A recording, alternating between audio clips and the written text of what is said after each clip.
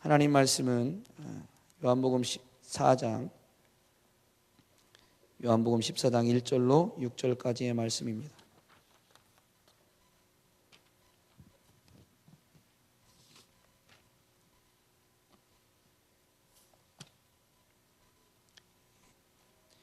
요한복음 14장 1절로 6절의 말씀 같이 읽겠습니다. 시작.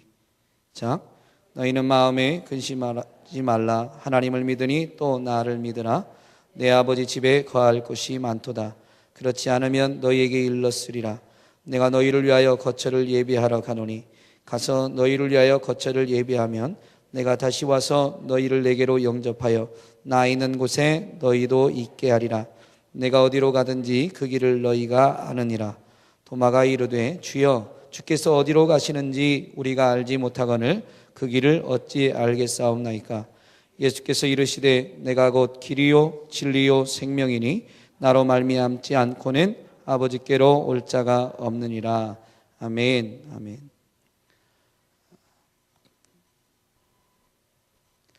본문에 보면 6절에서 예수님은 길과 진리와 생명이다라고 말씀하셨습니다. 이 말씀 예수님이 누구시다라고 하시면서 그렇기 때문에 예수님으로 말미암지 않고는 아버지께로 올 자가 없다라고 말씀하십니다. 그다음에 이걸 이렇게 역으로 우리가 풀어보면 예수님은 길과 진리와 생명 되시는데 바로 이 진리가 없거나 생명이 없으면 하나님께 나아갈 수가 없다라고 해석할 수가 있는 것이죠. 길은 왜 뺐냐면 지금 읽어보셔서 알겠지만 예수님이 어디로 가시겠다고 분명히 말씀하셨어요.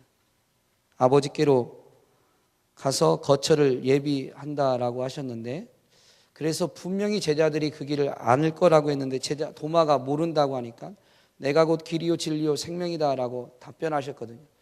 사실 여기서 정말로 예수님이 가르치시고 싶은 건 뭐냐면 예수님이 길이다라는 것입니다.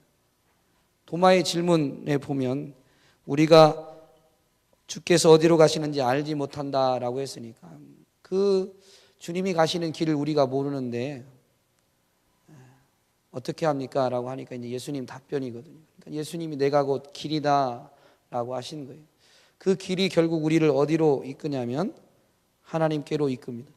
예수님이 이 앞에서 말씀하신 내가 너희를 위하여 거처를 예비하러 가고 거처를 다 준비하면 다시 오리라 라고 말씀하셨는데 그때 그 거처의 의미가 뭐냐면 3절에 보면 이렇게 되어 있습니다. 나 있는 곳에 너희도 있게 하리라. 나 있는 곳에 너희도 있게 하리라. 이게 예수님이 길과 진리와 생명 되셔서 우리에게 주시는 결과입니다. 예수님이 우리를 하나님께로 이끄시는데 하나님은 우리에게 무엇을 주셨어요? 예수님 믿는 여러분에게 무엇을 주셨어요? 주신 게 없어요? 생명도 주셨고 성령을 주셨죠. 성령. 그냥 시간이 많이 가서 제가 결론을 저만 마음이 급한데요. 그냥 간단히 언급하고 마무리하겠습니다. 예수님이 여기서 진짜 말씀하시고 싶은 건 길이다라는 거예요. 길이다. 예수님은 길인데 그때 길이다라는 단어를 보면 영어로 보면 뭐라고 되어 있냐면 I'm the 뭐라고 되어 있어요? 영어 성경이 없으시죠?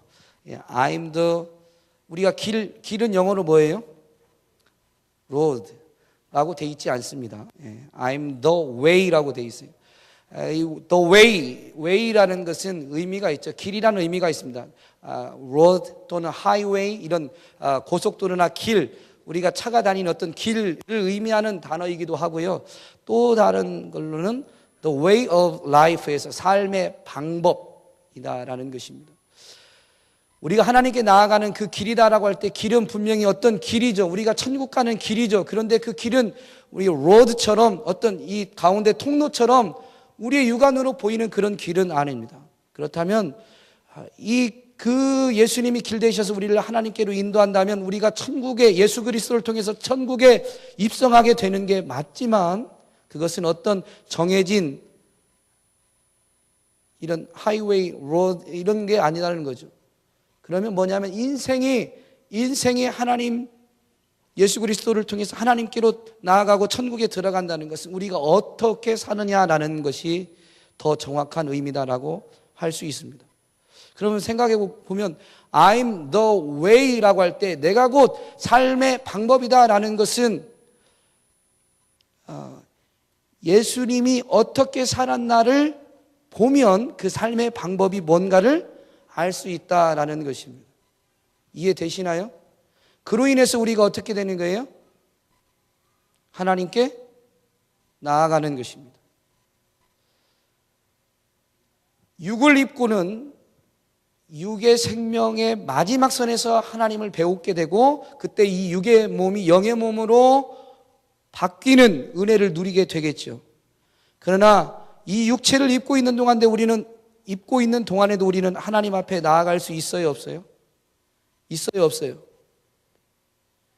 이거는 질문하지 말라고 그랬는데 이건 대답을 하셔야 되는데 그래도 자, 육을 입고 있는 동안에 우리는 하나님 앞에 나아갈 수 있어요, 없어요? 없다면 예배 자리에 올 이유가 없고 없다면 기도할 이유가 없는 거죠.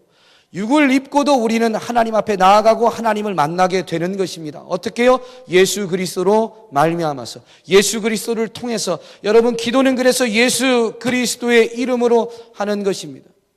이 예수 그리스도의 이름으로 기도한다는 것 제가 어머니 기도회 전에 할 때 말씀드렸지만 기도문을 쫙 쓰거나 읽고 마지막에 어떤 그 기도를 마무리하는 종결어구로 예수님의 이름으로 기도했습니다. 아멘 하는 게 아니다라고 말씀드렸죠.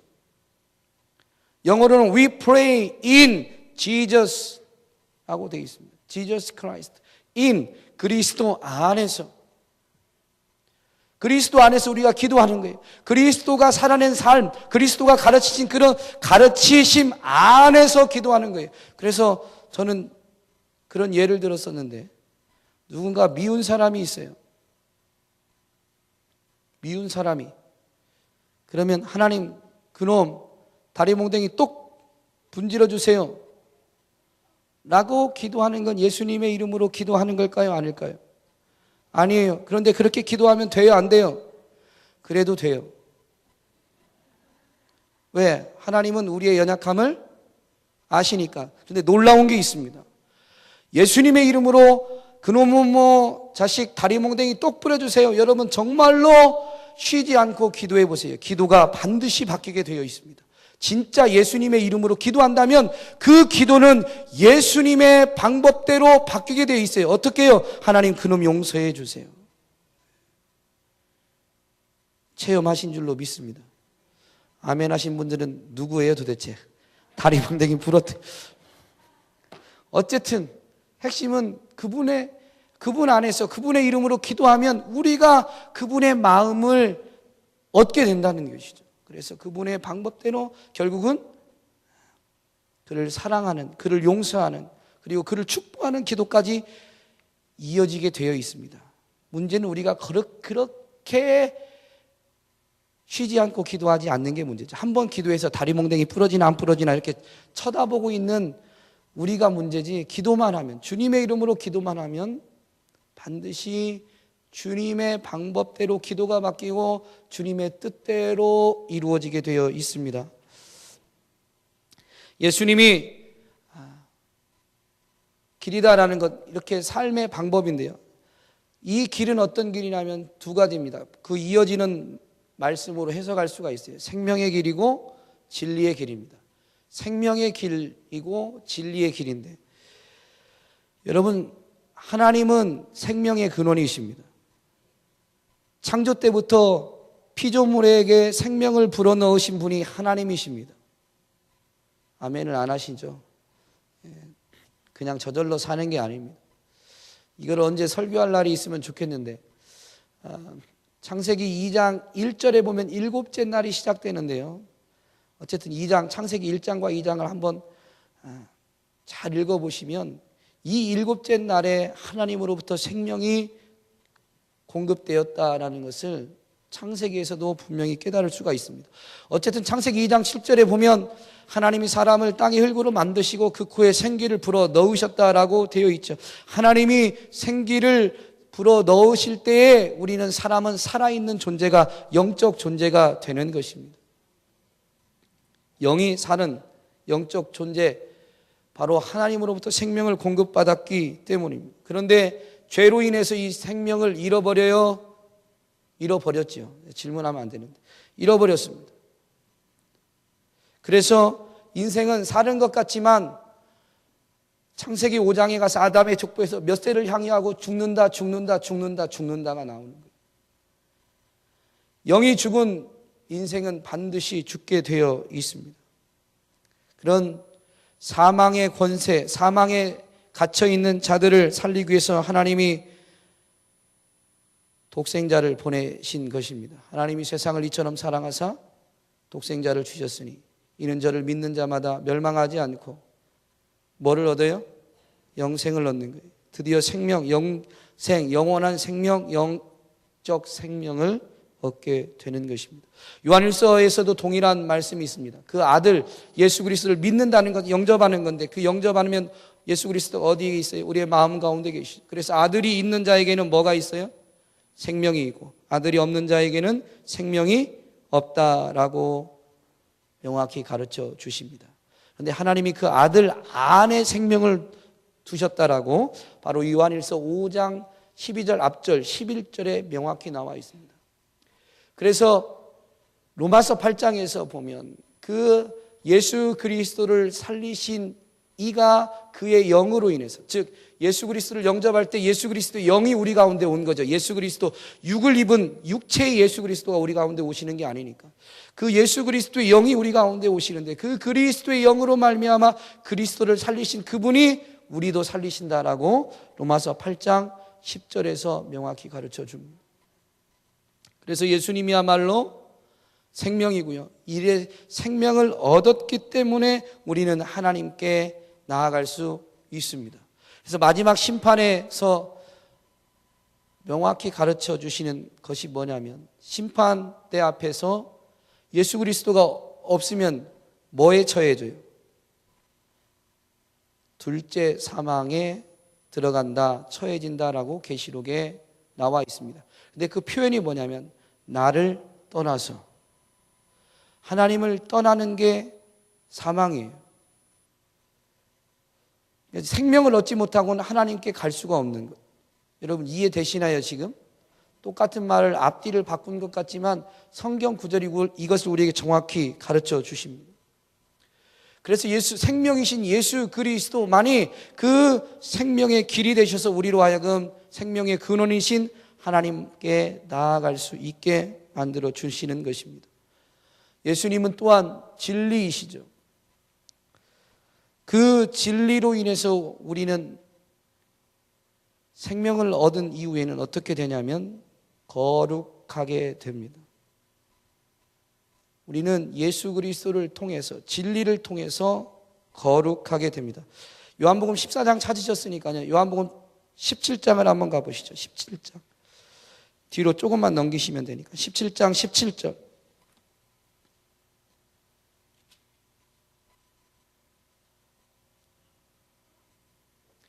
같이 읽겠습니다. 시작. 그들을 진리로 거룩하게 하옵소서. 아버지의 말씀은 진리니이다. 아멘. 진리로 거룩해지는 거예요. 하나님의 말씀이 진리인데 말씀이 육신이 되어 우리 가운데 오신 분이 예수 그리스도. 그러니까 예수 그리스도도 진리인 게 맞죠. 그러면서 이 진리로 인해서 그들, 하나님의 택한 백성들이 거룩하게 됩니다. 2절 뒤에 19절 보겠습니다. 19절. 요한복음 17장 19절 같이 읽겠습니다. 시작.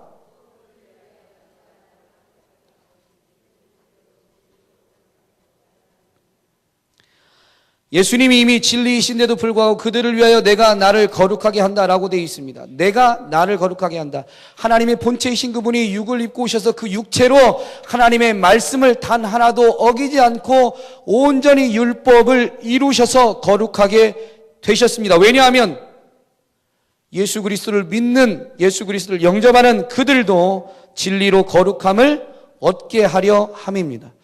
우리가 하나님의 말씀과 기도로 거룩해진다라고 디모데전서 4장 5절에서 명확히 가르쳐 주시는데, 여러분 이때 이 거룩함은 우리가 노력해서 말씀을 많이 읽어서 거룩해지는 게 아니고요, 하나님의 말씀이 우리의 신비 가운데 이미 들어오셨습니다. 그 말씀이 우리 마음 가운데 새겨졌습니다. 성경 66권 문자적으로 우리가 다 알지는 못하지만 말씀이신 그분 예수 그리스도가 우리 가운데 오심으로 인해서 우리는 그 말씀으로, 그리고 그 말씀이 우리의 입술을 통해 기도되어짐으로 우리는 거룩해지는 것입니다. 그런데 그 거룩해지는 것은 요한복음 17장 19절에서 뭐라고 되어 있냐면, 우리가 거룩해지는 게 아니고요, 거룩함을 얻게 된다라는 것이죠.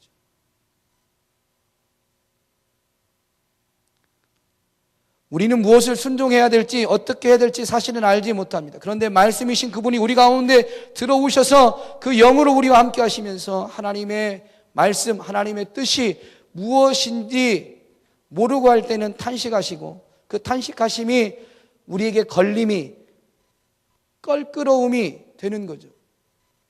그래서 예배의 자리에 서면, 기도의 자리에 서면 무언가 하나님 앞에 송구하고, 무언가 하나님 앞에 죄송하고, 뭔가 부족한 것이 깨달아져서 기도의 자리에 머물러 있다 보면 그분이 우리로 하여금 깨닫게 해주시게 되어 있습니다.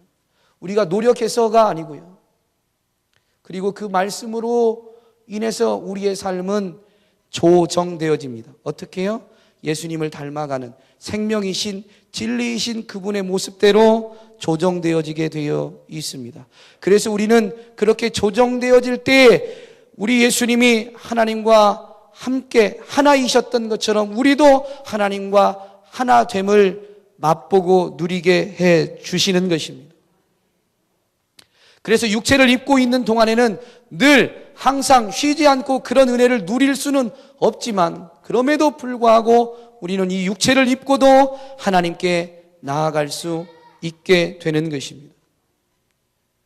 예수님이 직접 말씀으로 가르쳐 주신 예수님의 삶, 그건 뭐냐면 이 앞에 보면 섬김입니다. 요한복음 13장에 보면 제자들의 발을 씻기는 섬김의 장면이 나오죠. 세족식으로 알려져 있는 그 섬김의 모습은 2단계로 나옵니다. 성육신을 통해서 배웠던 것처럼 자기를 비우는 것. 그분은 하나님의 본체, 하나님과 동등한 능력을 갖고 계신 분이십니다. 그런데 또 불구하고 인간들과 동일하게 되셨죠. 오병이어로 5,000명을 먹이실 수 있는 분이 분명히 배고파 하시고 손수 생선을 굽고 밥을 차리고 밥을 해 드십니다. 돌을 떡떡이가 되게 하실 수 있는 능력이 있는데 직접 밥을 해 드신다는 거예요. 오병이어의 사건에서 우리가 간과하는 게 있습니다. 오병이어로 5,000명을 먹였습니다. 5,000명만 먹일 수 있을까요? 수억은 못 먹일까요? 오늘날 만민에게 먹을 것, 모든 인생들에게 먹을 것을 공급하시는 이에게 감사하라라고 시 136편 24절에 나오죠. 모든 사람에게 먹을 것을 공급하시는 분이 오병이어로 5,000명만 먹이시겠어요? 더 모였으면 더 많이 먹일 수 있겠죠. 그렇게 먹이시고 남은 게 몇 광주리? 몇 광주리요? 12광주리를 예수님은 제자들에게 거두라고 하셨나요? 먹고 남은 건 잘 버리라고 하셨나요? 거두라고 했어요? 버리라고 했어요? 거두라고 했습니다. 거두라고. 왜 거두라고 했을까요? 예수님은 초자연적 능력을 가지고 사실 수 있음에도 불구하고 당신을 위해서는 초자연적 능력을 사용하시지 않으셨습니다. 하나님의 뜻을 나타내기 위해서 무리를 걸으실 수 있는 분인데 갈릴리를 건너 다닐 때마다 매번 무리를 걷지 않으셨습니다. 피곤한 육체를 이끌고 배를 타는 수고를 하신 거죠.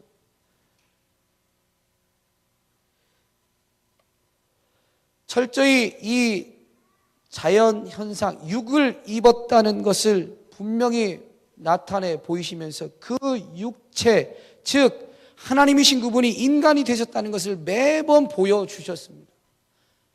그분은 하나님이신데 인간으로 사신 거예요.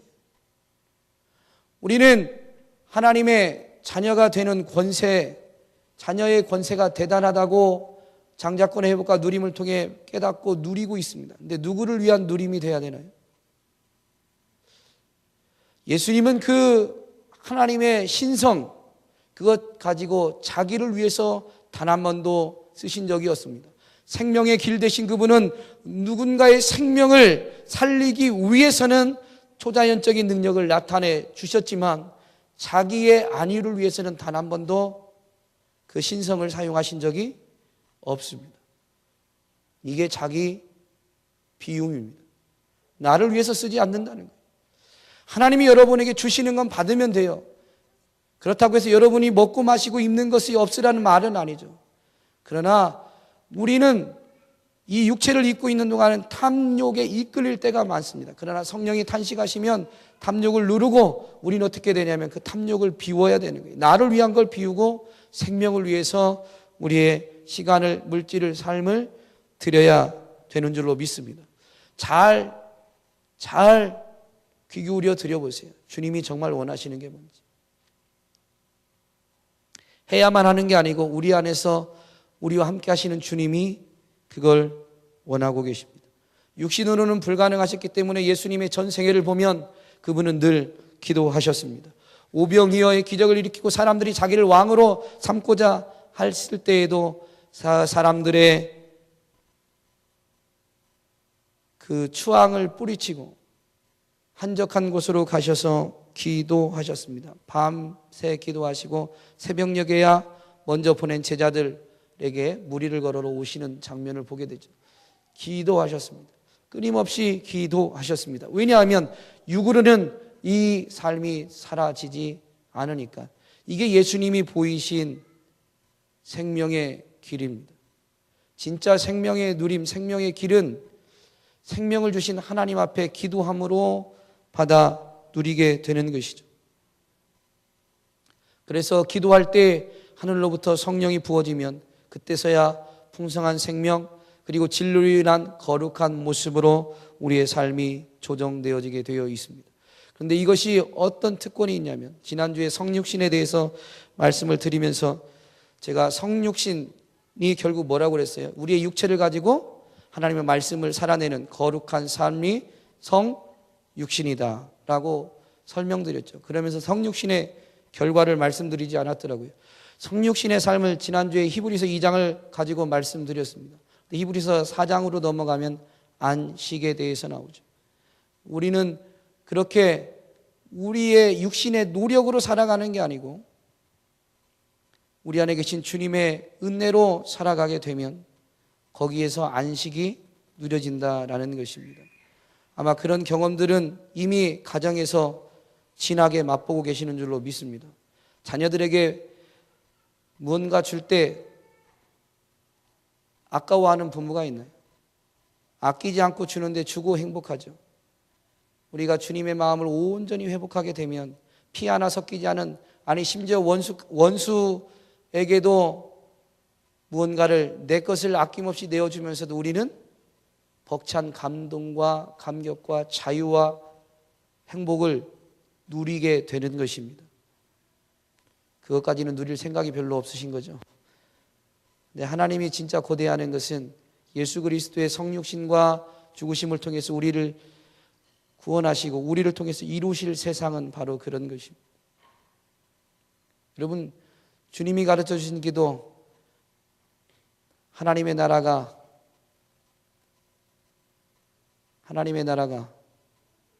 임하시오며 어디에? 이 땅에, 이 땅은 내 몸에, 내가 있는 곳에 하나님의 나라가 임하시오며라고 기도하는 겁니다. 주기도문 우리는 그렇게 쉽게 암송하지만 원수를 용서하고 원수를 사랑한 주님의 삶을, 그리고 주님의 탄식을 따라야 되겠다는 생각은 단 한 번도 하지 않습니다. 왜냐하면 기도의 자리에서 내가 원하는 것만 너무 막 쏟아놓고 진짜 주님이 원하는 건 듣지 않고 기도의 자리에서 물러가기 때문에, 정말로 기도의 자리에 오래 머물다 보시면 주님의 마음, 주님의 소원, 주님의 뜻을 여러분 분명히 듣게 될 줄로 믿습니다. 그 결과로 여러분은 작은 예수로 성육신의 삶을 살게 될 것이고, 세상과 나는 간곳 없고 구속한 주만 보이게 되는 그 작은 예수의 삶, 성육신의 삶, 그 자리에서 여러분 참 행복과 안식을 누리게 될 줄로 믿습니다. 이 은혜가 저와 여러분에게 있기를 소망합니다. 예수 그리스도가 길과 진리 생명이시고 예수 그리스도를 통해서 하나님께 나아간다라는 의미가 바로 이것입니다. 기억하시면서 오늘 이 말씀 같이 붙잡고 각자 기도하시다가 돌아가시겠습니다. 여러분,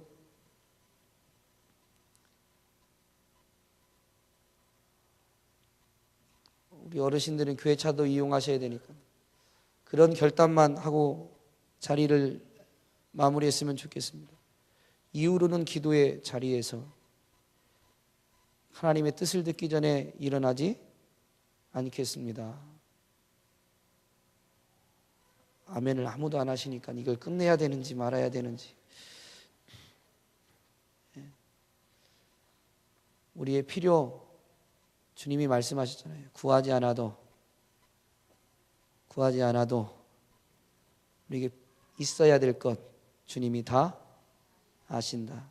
먼저 그의 나라와 그의 의를 구하면 이 모든 것을 너희에게 더하신다. 그래서 기도의 자리에 오셨을 때는 주님의 뜻을 발견하기 전에 일어나지 않는다는 결단과 함께 내 기도의 첫 번째 제목은 하나님의 나라와 하나님의 뜻이 되게 하여 주옵소서. 하나님의 뜻을 깨닫기 위한 기도의 시간, 하나님의 나라가 나를 통해서 내 삶의 자리에서 내가 있는 곳에서 이루어지기 위한 기도로 하나님 앞에 기도하는 기도자가 되겠습니다라는 그런 결단하고 이렇게 오늘 기도를 마무리했으면 좋겠습니다. 기도하겠습니다.